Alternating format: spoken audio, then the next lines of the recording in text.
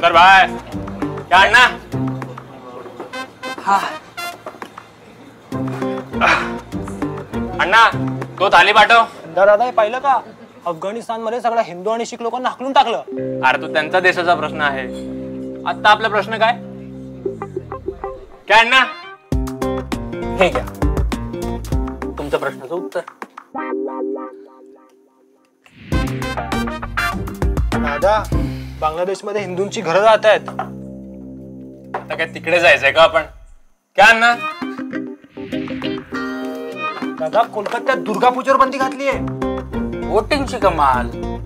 अरे जाऊ दे ना, बंगालमध्ये झालंय ते. तू ते बिल्ले पाठवून महाराष्ट्रात. क्या अण्णा?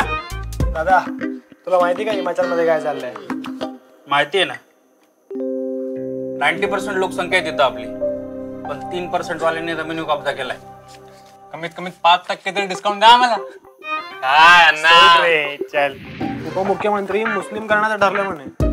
राजकारण आहे बाबा सगळं. चिल. क्या अण्णा? अरे राजकारण काय म्हणतो? रत्नागिरीत RSSच्या दसऱ्याच्या कार्यक्रमात अल्लाह अकबरचा जयघोष करण्याची हिंमत केली त्याने. ठीक आहे ना, रत्नागिरी कोकणात आहे. बघ कर्नाटकात आपण चुकीची वोटिंग केली. काय झालं? तेच लोक आपल्याला तिथून हाकलून लावायला तयार झाले. इथल्या जमिनी, मोकळी मैदानं, मंदिरं या वक्फ बोर्डच्या नियमामुळे हडप होणार आहेत. हिंदी, मराठी, गुजराती नाही पाहिजे, त्याला फक्त उर्दू पाहिजे. प्रेमाच्या नावाखाली आपल्या पोरींना कापायचं, त्यांचे 35 तुकडे करायचे, फ्रीज मध्ये ठेवायचे. मगाशी काय बोलला तू?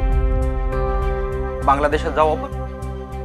अरे तिकडे Maratha, OBC, SC, ST, Madrasi, Gujarati कोणीही असो, सर तन से जुदा करतात ती लोक. आणि तुम्ही काय करताय? एक न्यूज सांगणार आणि दुसरा अण्णा अण्णा करणार. मग मी काय करू अण्णा? वाट बघ जोपर्यंत तुझ्या कोराला कोणाचा हात लागत नाही. आता काय सगळ्यांचे गळे धरत फिरू का? तू कुठे नको जाऊ, फक्त बूथवर जा आणि तय कर काय फीचर हवंय तुला. खाली बातों से काय नाही होणार. पण एक लक्षात ठेव, कटोगे तो कटोगे. आता हीच वेळ आहे तुझा, माझा, या पुऱ्या महाराष्ट्राचा फीचर डिसाइड करायचा.